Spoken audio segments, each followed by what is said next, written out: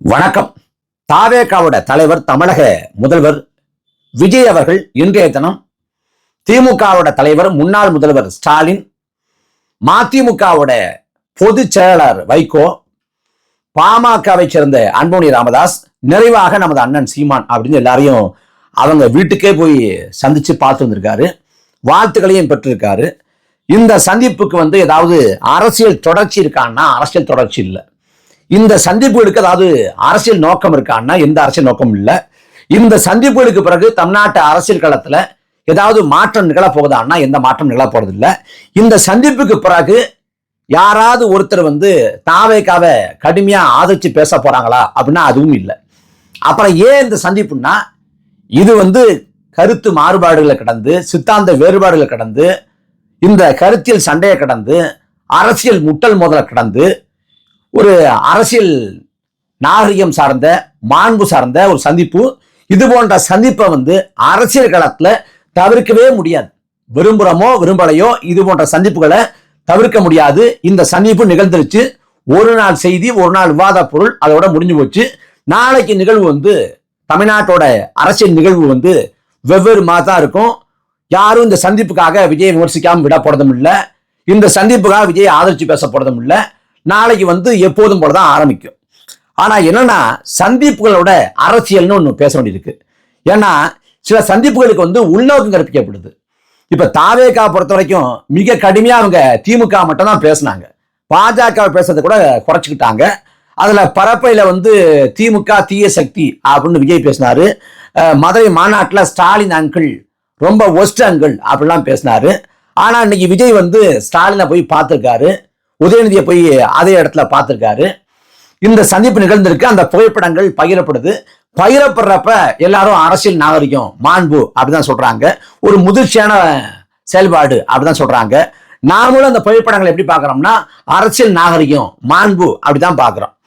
ஆனா நாம் தமிழர் கட்சிக்கு மட்டும் உங்களுக்கு வந்தா ரத்தம், எங்களுக்கு வந்தா தக்காளி சட்னிங்கிற மாதிரி நாம் தமிழர் கட்சிக்கு மட்டும் இது போன்ற சந்திப்புகள் நிகழ்த்திட்டோம்னா அதுக்கு ஒரு உள்நோக்கு கற்பிக்கப்பட்டு ஒரு சாயம் பூசப்படுது. மூக்காமுத்துவோட இறப்புக்கு பிறகு அண்ணன் சீமான் போய் ஸ்டாலினை, உதயநிதியை பார்த்தார். எனக்கே தெரியும் மூக்காமுத்து இறந்த அன்னைக்கு இங்க சென்னையில மறைந்த கவிஞர் நா. முத்துக்குமார் நினைவை போட்டு விதமா ஒரு இசை நிகழ்ச்சி இருந்துச்சு. அதுல அண்ணன் சீமானவர்கள் கலந்து கொள்ற மாதிரி இருந்துச்சு. அதனால மூக்காமுத்து இறப்புக்கு அன்றைய தினம் போக முடியல. பிறகு அடுத்த நாட்கள்ல போறாங்க.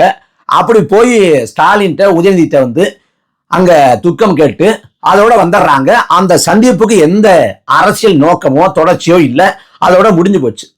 ஆனா அந்த ஸ்டாலினை, உதயநிதிய அண்ணன் சீமான் பார்த்த அந்த புகைப்படத்தை சமூக வலைதளங்கள்ல அதிகப்படியா பகிர்ந்தது, அதிகப்படியா பரப்பினது யாருன்னு கேட்டீங்கன்னா தாவேகாவை சேர்ந்த பெருமக்கள் தான்.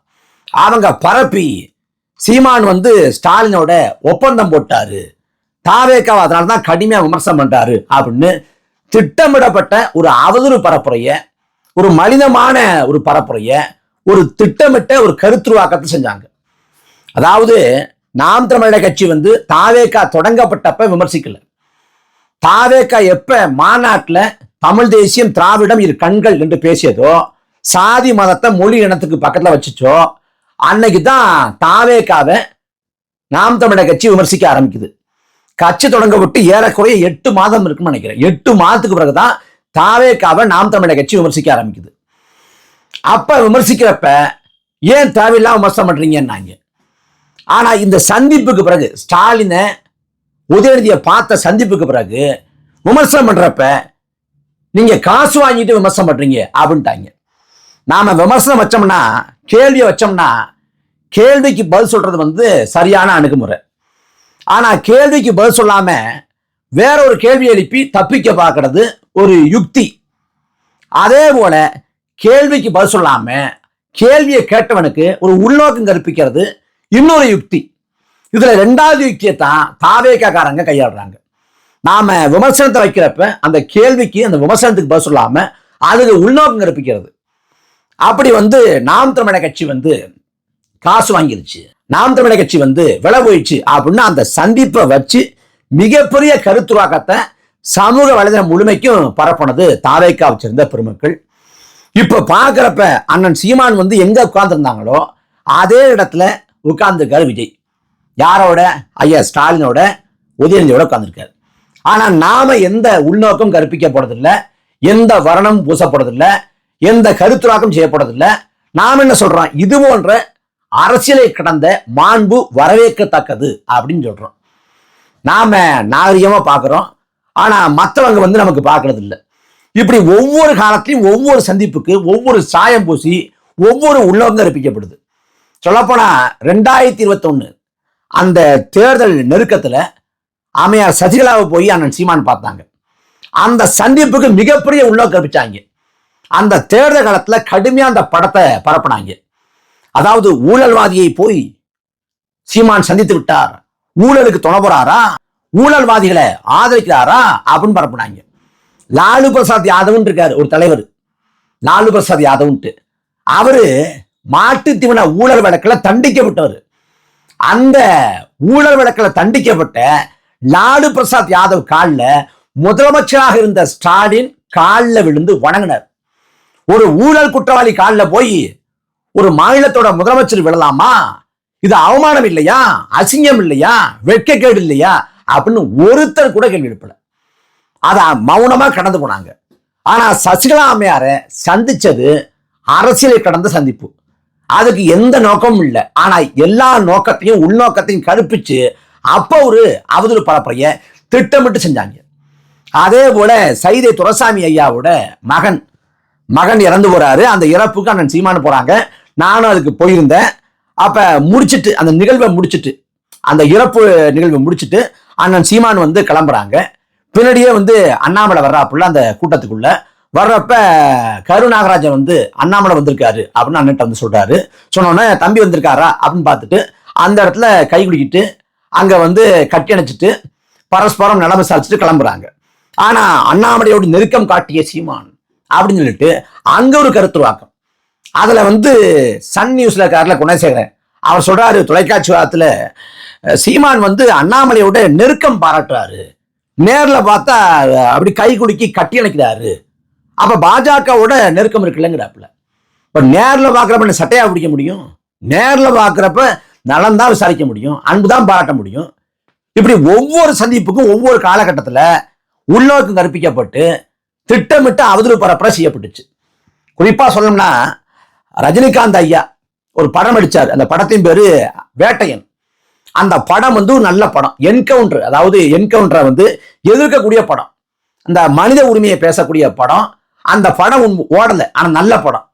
அந்த படத்தை பத்தி அண்ணன் சீமானவர்கள் வந்து சிலாகிச்சு பாராட்டி ஒரு வாழ்த்து அறிக்கை கொடுத்தாங்க, ஒரு பாராட்டு அறிக்கை கொடுத்தாங்க. அந்த அறிக்கையை படிச்சுட்டு ஐயா ரஜினிகாந்த் வந்து அண்ணனுக்கு கூப்பிட்டு நன்றியை சொன்னாங்க. நன்றி சொன்ன பிறகு சந்திக்கணும் அப்படின்னு விரும்பினாங்க. அப்ப நவம்பர் 8 அண்ணனோட பிறந்தநாள் அன்னைக்கு சந்திக்க கேட்டாங்க. அண்ணன் வந்து அன்னைக்கு தம்பி தங்கைகள்லாம் வீட்டுக்கு வருவாங்க, அன்னைக்கு வாய்ப்பு இல்லை, இன்னொரு தேதி பார்க்குறேன் அப்படின்னு சொல்லிட்டு அதுக்கு பிறகு சுற்றுப்பயணம் போயிட்டு அதுக்கு பிறகு அண்ணன் சீமானுக்கு ஒத்து வர்ற தேதி, அதே போல ஐயா ரஜினிகாந்துக்கு ஒத்து வர்ற தேதி, அந்த தேதியில போய் பார்க்குறாங்க. பார்க்குறப்ப எல்லாமே பேசப்படுது. திரைத்துறை குறித்து பேசுறாங்க, அரசியல் குறித்து பேசுறாங்க, நாட்டடப்பு பேசுறாங்க. நண்பர்கள் பார்த்து பேசிக்கிட்டா எல்லாத்தையும் பத்தியும் எப்படி கலவையா பேசுவாங்களோ அதே போல பேசப்படுது. ஆனா அந்த சந்திப்புக்கும் அரசியல் நோக்கம் இல்லை, தொடர்ச்சி இல்லை. ஆனா அதுக்கு பல கட்டுக்கதைகள். பாஜக வந்து ஒரு அசைன்மெண்ட்டை கொடுத்துருக்கு, அதை வந்து ரஜினிகாந்த் மூலமா சீமான்கிட்ட செயல்படுத்துது. சீமான் வந்து பாஜகவோட கைகுடியா மாறிட்டாரு அப்படின்னு சொல்லிட்டு ஜூனியர் விகடன்ல அண்ணன் சீமானுக்கு காவி உடை தரித்தது போல அட்டைப்படமே போட்டாங்க. நாம் தமிழர் கட்சி குறித்து எப்போதும் அட்டைப்படம் போடாத விகடன் அந்த சமயத்துல அண்ணன் சீமானுக்கு காவி உடையை தரிச்சு விட்டு இவனே ஒண்ணு படத்தை புனைஞ்சு அட்டைப்படத்தை போட்டு விட்டேன். இப்படி அண்ணன் சீமானவர்கள் வந்து சசிகலாவை சந்திச்சப்ப ஒரு கருத்துருவாக்கம், ஒரு அவதூறு. ரஜினிகாந்த் சந்திச்சப்ப ஒரு கருத்துருவாக்கம், ஒரு அவதூறு. அண்ணாமலை சந்திச்சப்ப ஒரு கருத்துருவாக்கம், ஒரு அவதூறு. ஸ்டாலினை சந்திச்சப்ப அப்பயும் ஒரு கருத்துருவாக்கம், ஒரு அவதூறு. ஒவ்வொரு காலத்துல ஒவ்வொரு மாதிரி கருத்துருவாக்கங்கள், அவதூறு பரப்புரை திட்டமிட்டு செய்யப்படுது. ஆனா மற்றவங்க சந்திச்சாங்கன்னா அதெல்லாம் பெருசாவே கண்டுக்க மாட்டாங்க. பொதுவெளியில மற்ற கட்சியோட தலைவர் பெருமக்களை அண்ணன் சீமான் சந்திப்பதற்கே இவ்வளவு உள்நோக்கம் கற்பிக்கப்படுது. ஆனா நீங்க யோசிச்சு பாருங்க, கடந்த ஒரு 5-6 நாட்களுக்கு உள்ள திமுகவும் அதிமுகவும் எப்படி நமக்கு தெரியும்? அவ்வளவு ஒண்ணுக்கு ஒண்ணு மோதிக்கும். திமுகவோட அரசியல் என்னன்னு கேட்டீங்கன்னா அதிமுக எதிர்ப்பு, அதிமுக அரசியல் கேட்டீங்கன்னா திமுக எதிர்ப்பு. ஆனா அந்த திமுகவும் அதிமுகவும் சேர்ந்து அமைச்சரவை அமைக்கலாமா? எடப்பாடி பழனிசாமி முதலமைச்சர், அதுக்கு திமுக ஆதரவு வழங்கும், அல்லது திமுக அதிமுக சேர்ந்து திருமாவை முதலமைச்சர் ஆக்கும். இது போன்ற யோசனைகள், முடிவுகள் எல்லாம் கலந்தாய்வு செய்யப்பட்டு கடைசி நேரத்தில் அதுக்கு வாய்ப்பு இல்லை அப்படின்னு கைவிடுறாங்க. அதாவது எதிரெதிர் தூரமா இருக்கக்கூடிய திமுகவும் அதிமுகவும் சேருவதற்கு இங்க முயற்சி மேற்கொள்ளப்பட்டுச்சு. சும்மா கட்டுக்கதை இல்ல, கற்பனை இல்ல, வதந்தி இல்ல, 100 விழுக்காடு சத்தியம். திமுகவும் அதிமுகவும் சேர்ந்து ஒரு அமைச்சர் அமைக்கிறதுக்கு யாரும் கற்பனை கூட, கனவு கூட காணாத ஒன்ன அவங்க சாத்தியப்படுத்தலாமான்னு யோசிச்சாங்க.